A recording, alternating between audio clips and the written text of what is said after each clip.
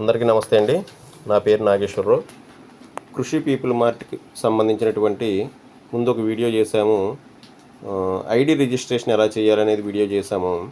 ఇప్పుడు మనం రిజిస్ట్రేషన్ చేసిన తర్వాత మన ఐడికి బ్యాంక్ అకౌంట్ ఎలా యాడ్ చేయాలనేది ఈ వీడియోలో చూద్దాం. ఓకేనండి. ఫస్ట్ వచ్చి మనం క్రోమ్లోకి వెళ్ళి www.krushiMart KRUSHI వెబ్సైట్ ఓపెన్ చేసిన తర్వాత అందులో మనం లాగిన్లోకి వెళ్ళి మన యూజర్ ఐడి ఏదైతే ఉందో యూజర్ ఐడిని ఎంటర్ చేసుకోవాల్సిన అవసరం ఉంది. ఇక్కడ నా యూజర్ ఐడి ఎంటర్ చేశాను, పాస్వర్డ్తో సహా. ఓకేనండి. సో ఫస్ట్ ఆఫ్ ఆల్ మన ఐడిలోకి ఎంటర్ అయిన తర్వాత మెనూలో చూసినట్టయితే కనుక బ్యాంక్ అకౌంట్ యాడ్ చేయడానికి మై అకౌంట్స్ అనేటువంటి ఆప్షన్ ఉంది. మై అకౌంట్స్ ఓపెన్ చేసిన తర్వాత ఫస్ట్ మన బ్యాంక్ అకౌంట్ యాడ్ చేయాలి. బ్యాంక్ అకౌంట్ యాడ్ చేయడానికి ముందు ట్రాన్సాక్షన్ పాస్వర్డ్ అనేది సెట్ టీఎక్స్ పాస్వర్డ్ అనే ఆప్షన్ ఉంది. ఇక్కడ మై అకౌంట్స్లో welcome letter, profile, edit profile, V card, accounts, set TX password అని ఉంది.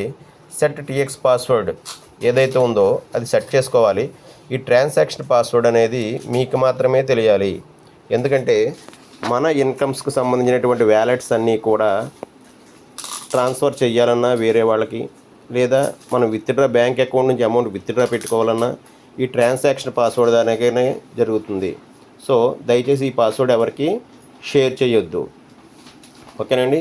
మీరు ఏదైతే పాస్వర్డ్ సెట్ చేసుకుంటారో ఎంటర్ టీఎక్స్ పాస్వర్డ్ అన్న చోట మీరు పాస్వర్డ్ సెట్ చేసుకోవాలి. తర్వాత ఎంటర్ కన్ఫర్మ్ టీఎక్స్ పాస్వర్డ్ అన్న చోట మళ్ళీ సేమ్ ముందు ఏదైతే మీరు పాస్వర్డ్ సెట్ చేశారో అదే పాస్వర్డ్ సెట్ చేసి సేవ్ చేసుకున్నట్టయితే మీకు ట్రాన్సాక్షన్ పాస్వర్డ్ అనేది సెట్ అవుతుంది. ఓకేనండి. ట్రాన్సాక్షన్ పాస్వర్డ్ సెట్ అయిన తర్వాత మీరు మై అకౌంట్స్లో అకౌంట్స్ అని ఉంది చూడండి, వి కార్డ్ కింద అకౌంట్స్ ఓపెన్ చేసి ఇక్కడ మీ బ్యాంక్ అకౌంట్ ఏదైతే ఉందో అది సెలెక్ట్ చేసుకోవాలి.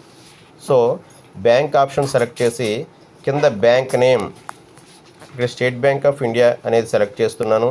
తర్వాత ఐఎఫ్ఎస్సి కోడ్ ఏదైతే ఉందో అది మీ బ్యాంక్ బుక్లో ఫ్రంట్ పేజ్లో ఉంటుంది. ఐఎఫ్ఎస్సి కోడ్ అది చూసి మీరు సెలెక్ట్ చేయాలి. ఇక్కడ SBIN 000103 ఇక్కడ నేను అకౌంట్ అయితే ఎగ్జాంపుల్గా నేను క్రియేట్ చేస్తున్నాను, మీరు జాగ్రత్తగా అబ్జర్వ్ చేయండి. తర్వాత అకౌంట్ నెంబర్ ఇవ్వాలి 3054817857. తర్వాత account holder name T Nageswararao. తర్వాత అకౌంట్ టైప్ సేవింగ్ అకౌంట్ అయితే సేవింగ్ అకౌంటు, కరెంట్ అకౌంట్ అయితే కరెంట్ అకౌంటు, బ్యాంక్ బ్రాంచ్ ఆ బ్రాంచ్ అనేది బ్యాంక్ బ్రాంచ్ అనేది ఏ ఊరు ఉంటే ఆ ఊరు టైప్ చేయాలి. ఇక ట్రాన్సాక్షన్ పాస్వర్డ్ ఏదైతే ఉందో ట్రాన్సాక్షన్ పాస్వర్డ్ అనేది ఇచ్చినట్టయితే కనుక యాడ్ అకౌంట్ అనేది చేసుకోవచ్చు. Password not match please try again అని చూపిస్తుంది. నేను ఫర్ ఎగ్జాంపుల్ ఏదో పాస్వర్డ్ కొట్టాను కాబట్టి అక్కడ చూపించట్లేదు. మీ పాస్వర్డ్ ట్రాన్సాక్షన్ పాస్వర్డ్ మీరు ముందు సెట్ చేసుకోమన్నాం కదా, ఆ సెట్ చేసినటువంటి పాస్వర్డ్ ఏదైతే ఉందో అది మీకు ఎంటర్ చేసినట్టయితే క్లియర్గా యాడ్ అవుతుంది.